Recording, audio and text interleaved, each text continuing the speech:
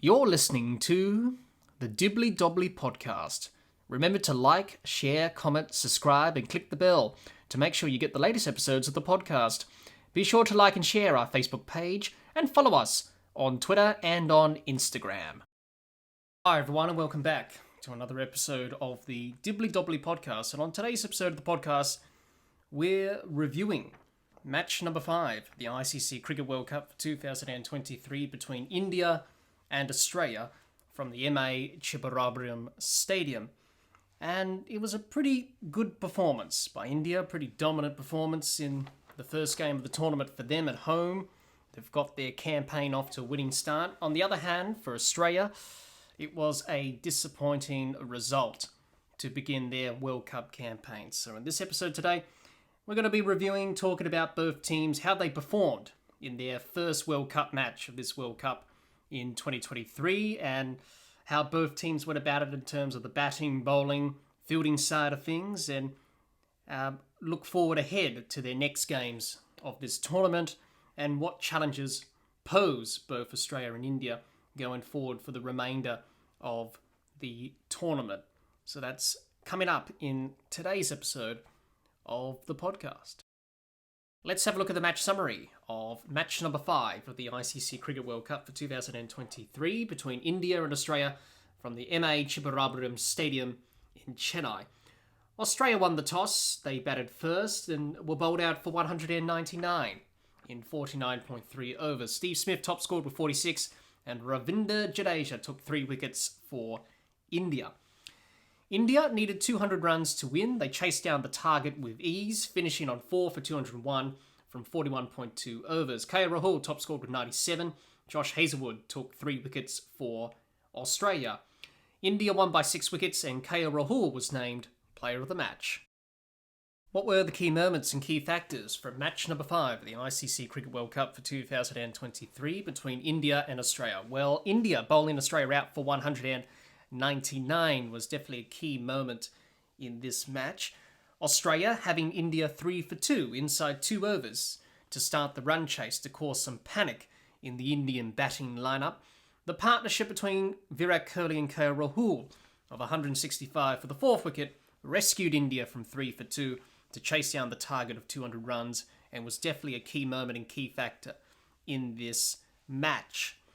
Those were the key moments and the key factors from match number 5 of the ICC Cricket World Cup for 2023 between India and Australia from the MA Chibarabram Stadium. Let's talk about how both India and Australia performed in match number 5 of this ICC Cricket World Cup for 2023 here at the MA Chibarabram Stadium. Let's start with India and talk about their performance in this match. Let's start with the batters and their performance in the match. Rohit Sharma got out for a duck, Ishan Kishan a duck, Virat Kohli 85, Shreyas Iyer a duck, KL Rahul 97 not out, and Hardik Pandya 11 not out. That's how the Indian batters went about their business in this World Cup match against Australia in Chennai. Chasing 200 for India wasn't going to be a difficult target to chase. They did well with the ball to bowl Australia out for 199. 200 was always going to be an easy run chase. Yes, the pitch was a little bit slow and taking turn, but it seemed to get better under lights, and maybe the dew factor had a bit of a role to play in that. But they looked pretty comfortable in the run chase to chase down 200. They were in a bit of trouble early on. They were 3 down for 2 in 2 overs. They lost Rohit Sharma, Ishan Kishan, Shreyas Iyer, for all of them getting out for ducks. So in a bit of trouble. But the Virat Kohli and KL Rahul partnership of 165 for the 4th wicket pretty much broke the back of the run chase, put the pressure back on Australia, took the pressure off India, and they were able to chase down 200 with ease in the end, winning by 6 wickets. Nothing more to add about India's batting. I thought it was pretty top-notch, top class. No surprises, Virat Kohli scoring another good score of 85, on track to another century. KL Rahul batted well for his 97 not out. Thoroughly deserved a century, KL Rahul. So good signs for India that Virat Kohli and KL Rahul are firing with the bat. Good signs for them going forward for the remainder of the tournament.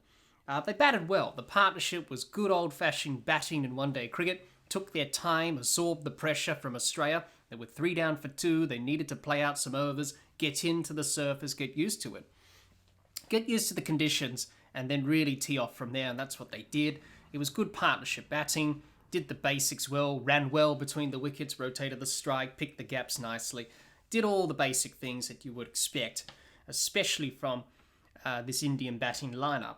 So Virat Kohli batted well, showed his class. KL Rahul batted well. Obviously, he's had a lot of critics that have been criticising his play and how he goes about things, but at the end of the day, he's a pretty handy player, and he showed that in this match. So good signs for the Indian batters. Obviously, Rohit Sharma, Ishan Kishan would be disappointed, along with Shreyas Iyer, not scoring any runs in this match, getting out for ducks, but they'll be hoping for some runs in the next game that India play in this World Cup. So to finish off about the batting for India, pretty good performance. In a bit of trouble early, but Virat Kohli, KL Rahul managed to get him out of a bit of a jam and chase down the runs with ease. So good signs for India going forward with the bat. Let's talk about India's bowlers and how they performed in this World Cup match against Australia. Talk about their performance. A wicket for Hardik Pandya, Ravi Ashwin and Mohammad Siraj. 3 wickets for Jadeja, 2 wickets for Kuldeep Yadav and Jasprit Bumrah. And that's how the Indian bowlers went about their business with the ball in this match against Australia. Just like the batting, it was a pretty good bowling performance by India. To bowl Australia out for 199 on a pitch that was wearing and turning, bit slow, bit difficult, they did a really good job.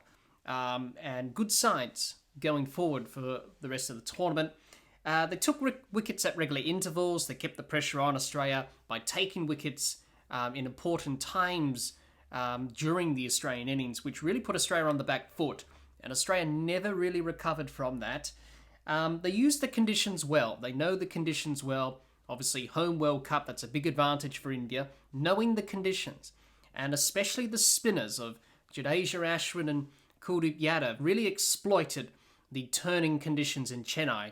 And all of them bowled really well. India's spin attack, top class with Jadeja and Ashwin. Kuldeep Yadav's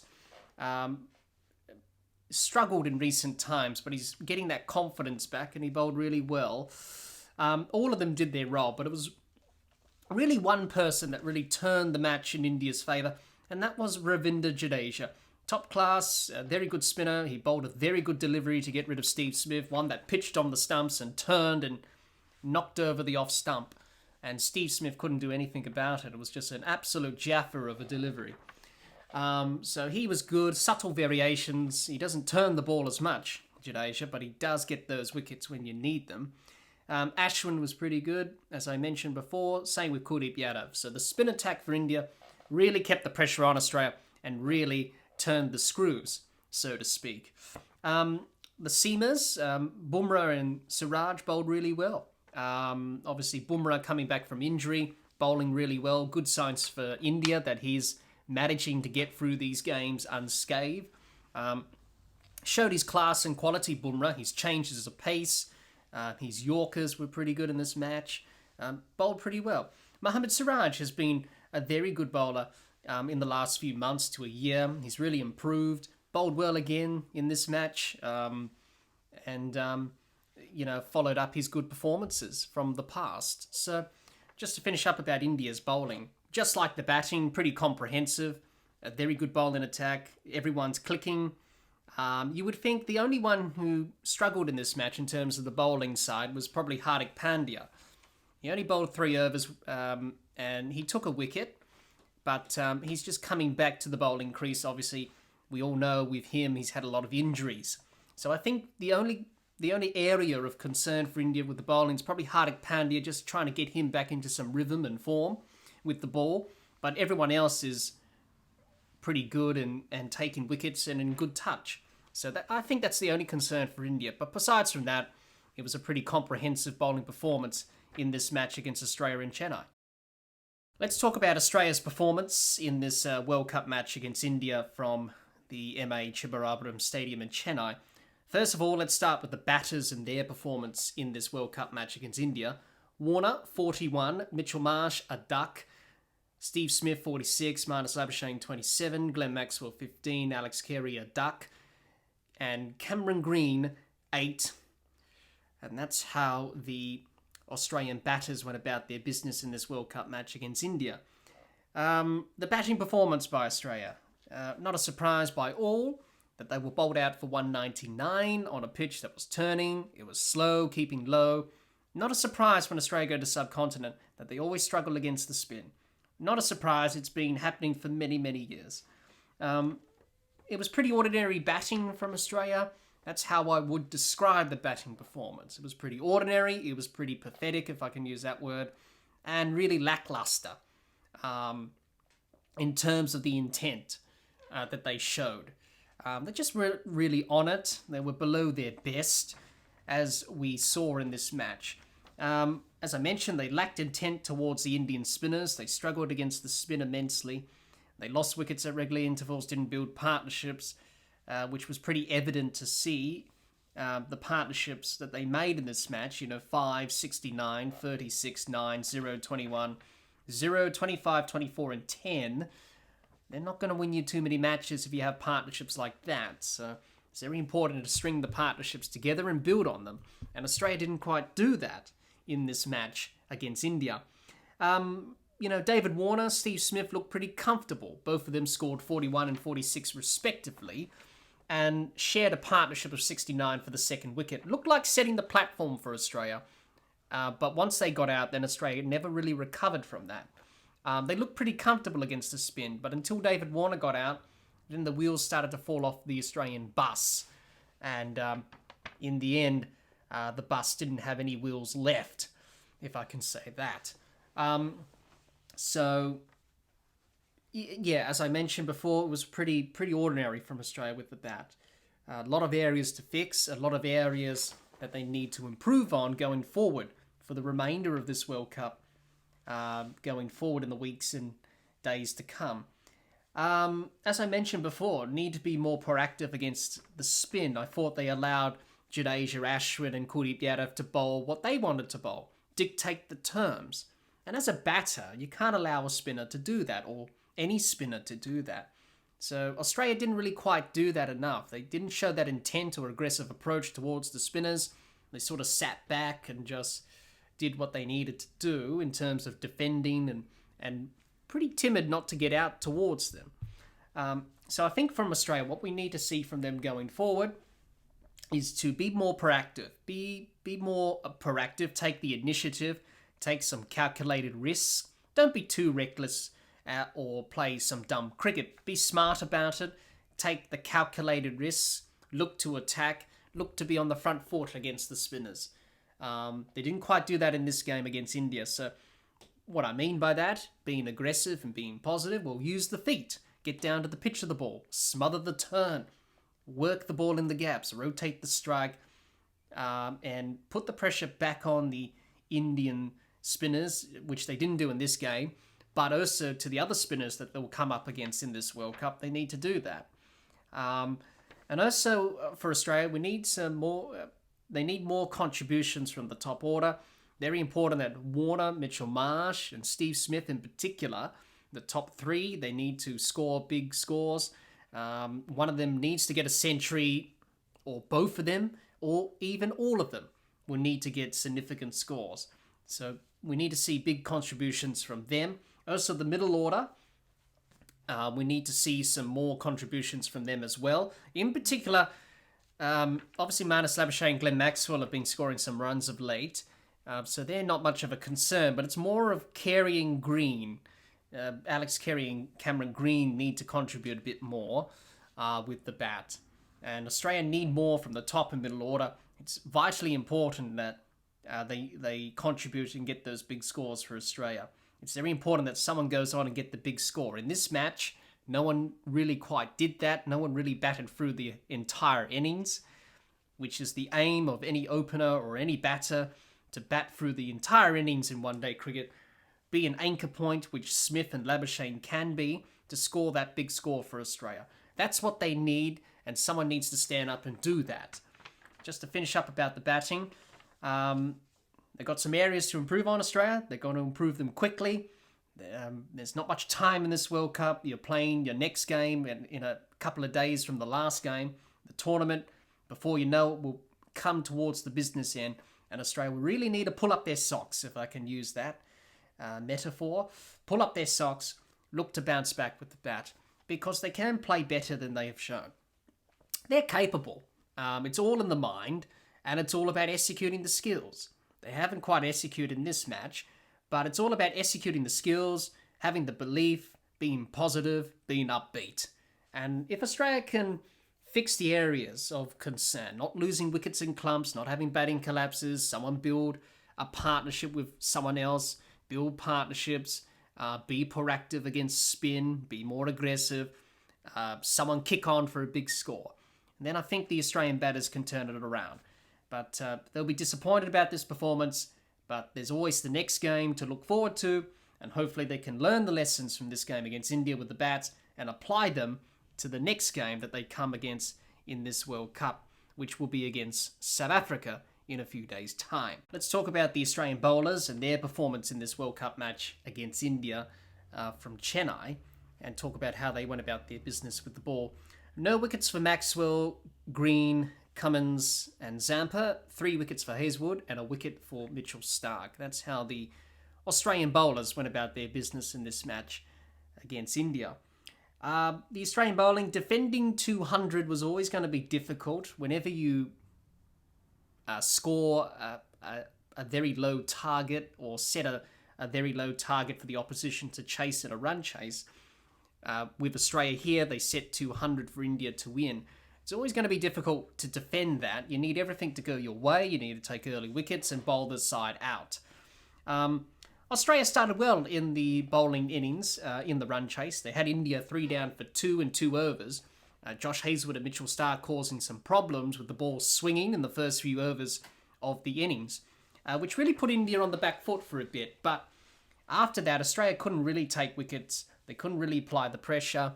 They were up against it because of the Virat Kohli and KL Rahul partnership. Pretty much broke the spirit of the Australian bowlers and Australia's hopes of winning the game from absolutely nowhere.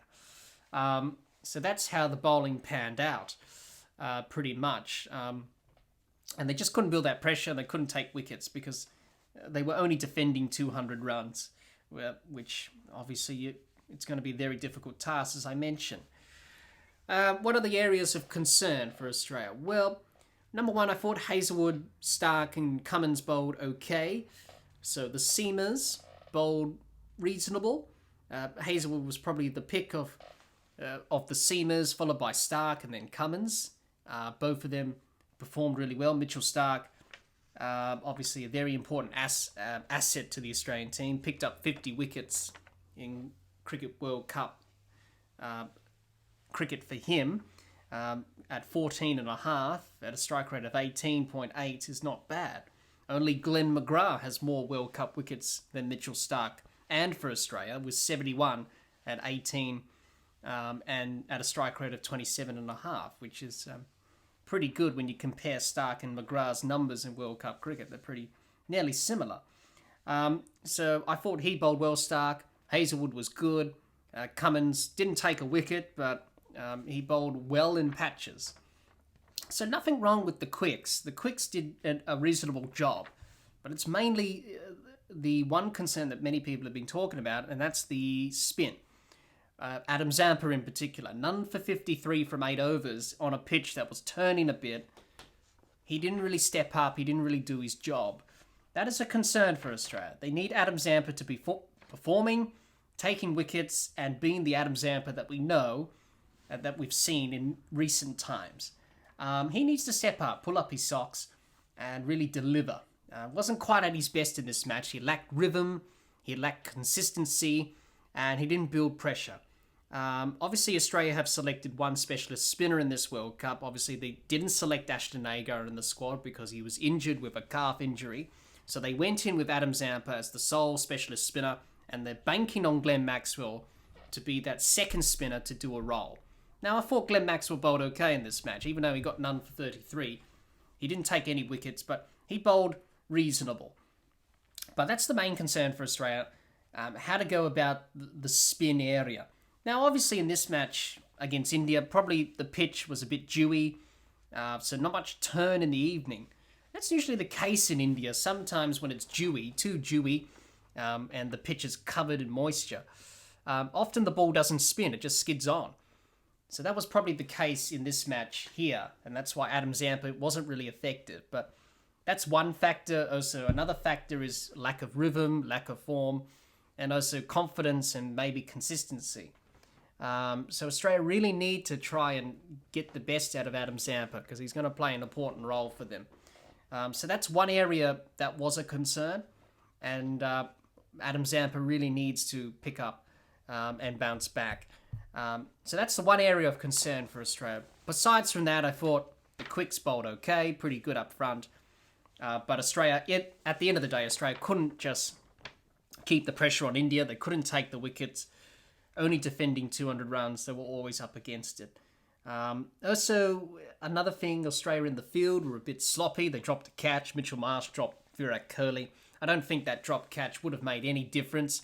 If Mitchell Marsh caught that catch off Virat Kohli, who knows?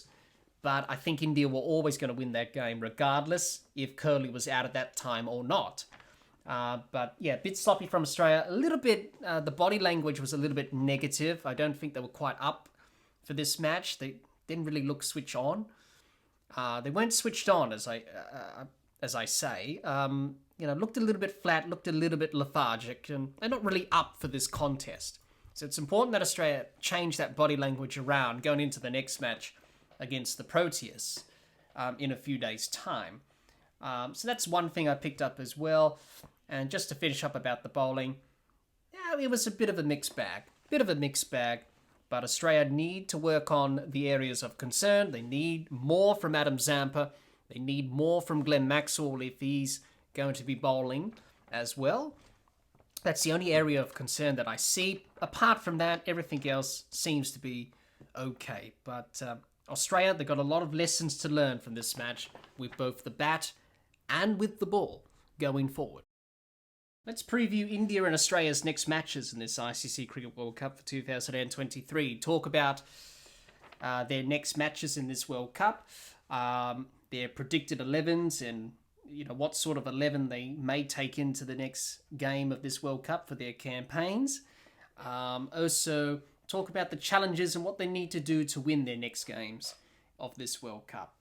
We'll start with India, first of all. Their next match is against Afghanistan. That will be on October the 10th. That's at the Arun Jaitley Stadium, which is in Delhi. You would think India will start off as favourites in that game against Afghanistan.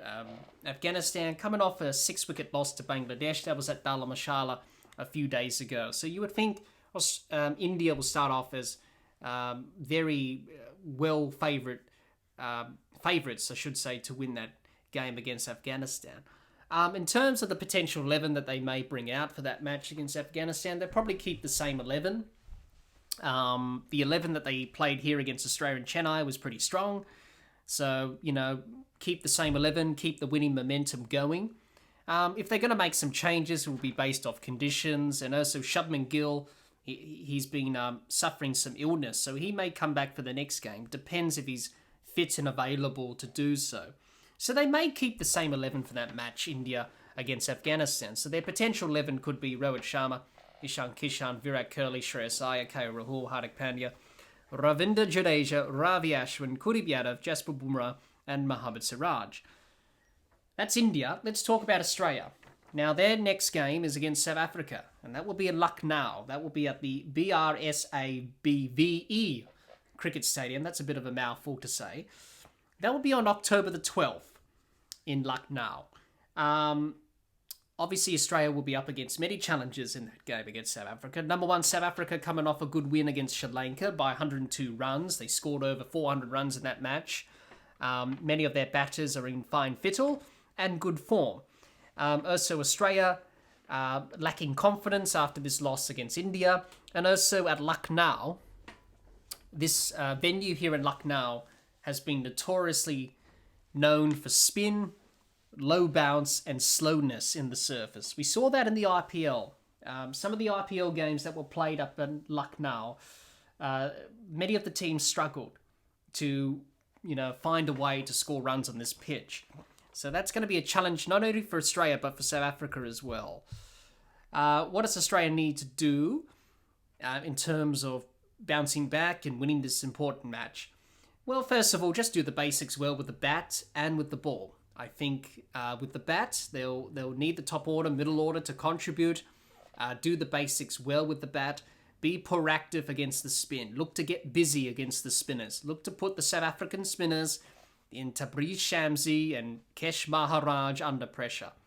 Look to hit them out of the attack. So be proactive. They lacked that against India in this match. And also build partnerships and not lose wickets in clumps. And for someone to go on and score a big score, that's the important thing for Australia with the bat. With the bowling side, I think it's vitally important for Australia that they need more from Adam Zampa, being the spinner, the specialist spinner in the side. They need more from him. He needs to bounce back. Also, Glenn Maxwell, if he bowls as well, he needs to chip in with a few wickets as well. And obviously Stark, Hazlewood and Cummins, if they play, which they will, you know what you're going to get from them. They're going to take wickets and do their job. I think for Australia, it's vitally important to take early wickets against South Africa, break the top order and the middle order. If you can put South Africa under some pressure, their top order and middle order on their day, like we saw against Sri Lanka, they can be very dangerous and very good. But if they have a bit of an off day, then I think South Africa will struggle, because you have a look at their team in terms of their balance. They've got quite a very heavy tail. The tail enders can bat a bit, but will struggle. So it's important for Australia to take early wickets, get the key batters out from South Africa, like a Quentin de Kock, Klaasen, Miller, Markram, Bavuma, Hendricks, get them out early. As soon as you do that, expose the tail enders, because it's quite a long tail for South Africa. So for Australia, got to do the basics right with bat and ball. If they can do that, then they can definitely bounce back and definitely get their World Cup campaign off to a winning start. In terms of their potential 11 for that match against South Africa, they may keep the same 11. Depends if they want to make some changes based on the conditions. Marcus Stoinis has been not playing for a while due to some injuries that he has in terms of his hamstring. He may come back in if he's available and fit, maybe for Cameron Green. Also, another question mark over Alex Carey. Now, I don't think they'll do this, Australia, but, they may do it down the track. They may bring in Josh Inglis, because Alex Carey's been struggling immensely with the bat. He's been pretty good behind the stumps, but with the bat, he's been struggling. And Josh Inglis played pretty well in the warm-up matches against the Netherlands and Pakistan. And he performed well in those matches. So he may come in. They may consider that as an option. Who knows? But I think they'll keep the same 11 because the 11 that they played against India is a pretty strong 11. It's probably the best 11 they can put out on the park. So potential 11 for Australia against South Africa could be David Warner, Mitchell Marsh, Steve Smith, Marnus Labuschagne, Glenn Maxwell, Alex Carey, Cameron Green, Pat Cummins, Mitchell Stark, Adam Zampa and Josh Hazlewood. My final thoughts to finish up our review of match number 5 of the ICC Cricket World Cup for 2023 between India and Australia from the MA Chibarambaram Stadium. So it was a good win by India. Very dominant win to start off their campaign. They're very determined. They're motivated to win this World Cup at home, as you would be for a home World Cup. So they're on track to do well. It's only the first game of the tournament, so there's a long way to go for India, but it's a good start. They'll be very pleased with how they performed in this match against Australia. The batters and the bowlers are firing and looking to have a big tournament. So very comprehensive win by India to start off the campaign.